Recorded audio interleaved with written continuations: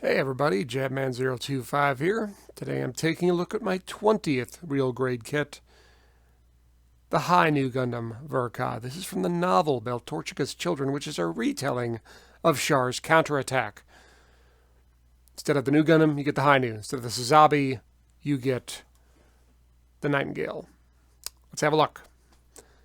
Now, first thing you notice out of the box is these plates are big. Like for real grade kits, huge big.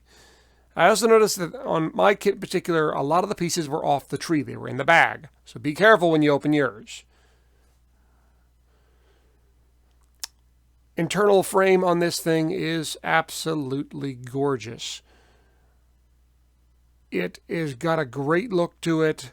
The pieces you add on, what impressed me most about this kit is what you don't have to do. You just put stuff on there. If you want to line it, you can, but quite frankly, you don't have to. I don't line much of anything on this kit.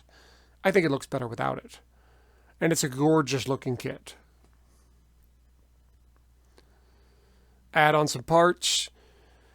You can see the yellowish or the gold or the moldy cheese. I don't know. The cheddar. I didn't like this at first. When it came on the tree, I was like, ugh, that's not good.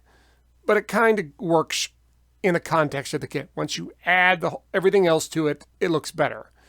By itself, if you focus on it too much, nice big bend out of legs. You can see on the legs, it has these compartments that will open up on the back and on the side.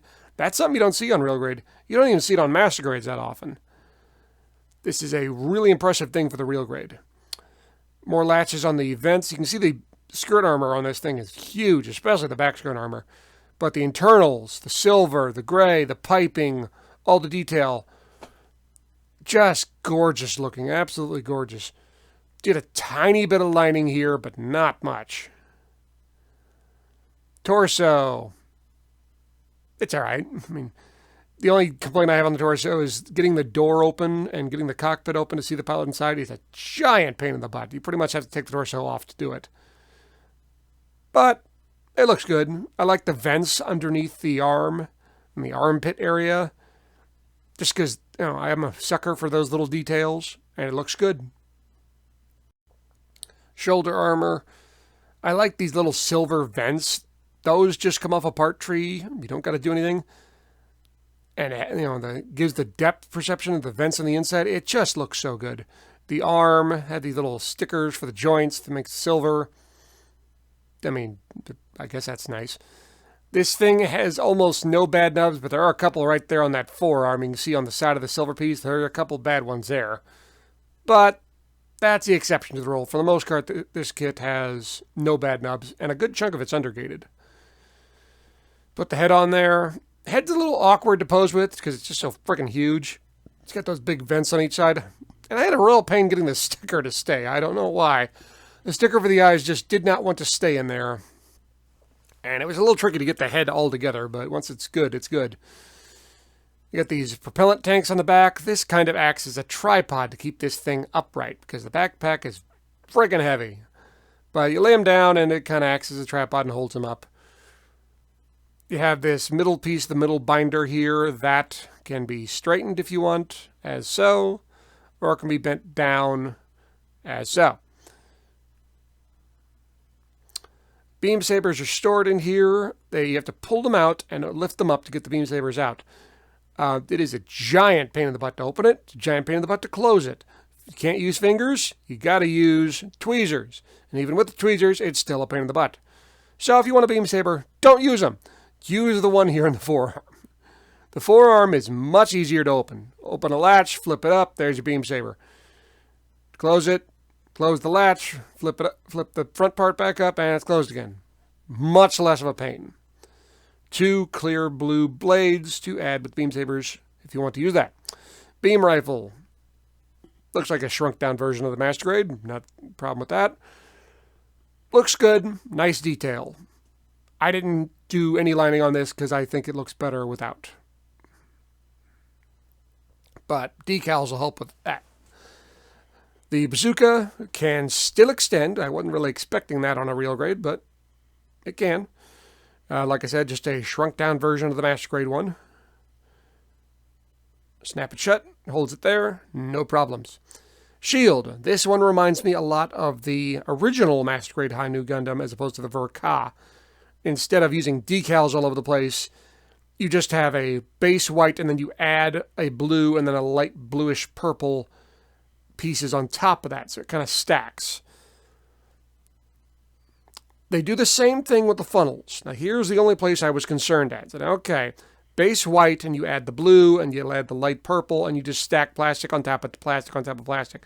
My great fear was, okay, this is great and all, it looks good, but it's going to be way too friggin' heavy. I mean, it'll never stay in there. We have trouble with them staying in the master grades. Well, shake it, rattle it, roll it. They don't drop them.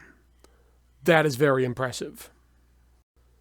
Decals. I love, love, love, love, love, love the decals on this kit. They're perfectly cut, perfectly colored, perfectly placed. I mean, they just add so much to this kit. I didn't do much of any panel lining. I did some on the face, some on the skirt armor, and that's about it because the decals do the rest of the job for me. Action base is not included on this kit. Does have a good attachment. If you buy one, it hooks in between the backpack and the Gundam itself. I recommend getting a action base. It's not required on this kit, but to do anything besides a few simple poses on the ground, you kind of need one. Like I said, it does have those propellant tank acting as a tripod, but whatever. I did buy an extra accessory for this kit. This is a P Bandai accessory. It is a Hyper Mega Bazooka launcher. What does that mean? It means it's a big friggin' gun to shoot down asteroids with. That's a big friggin' gun. Now, this is just the base.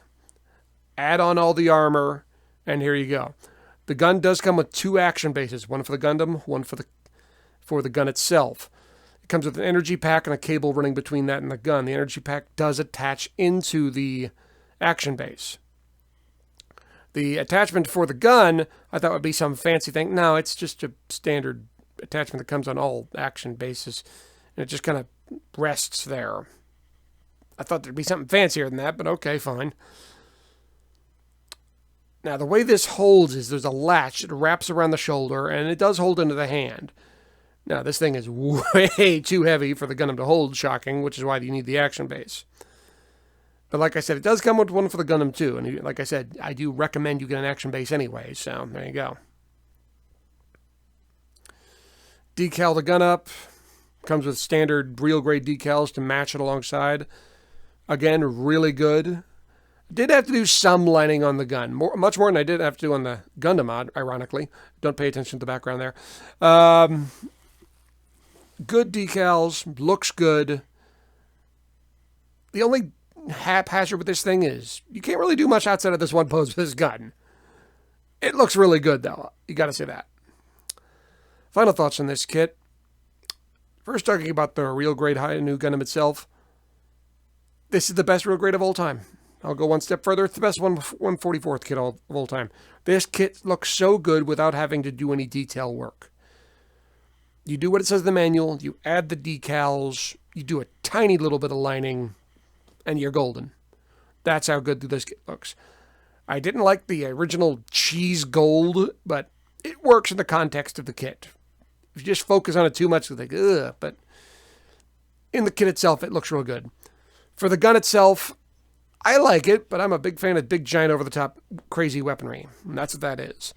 And it does come with the action base, which you kind of really want with this kit. You don't have to have, but I recommend it. So that's that. But obviously, for the Gundam itself, big thumbs up from me. This is the best real grade kit I've ever built.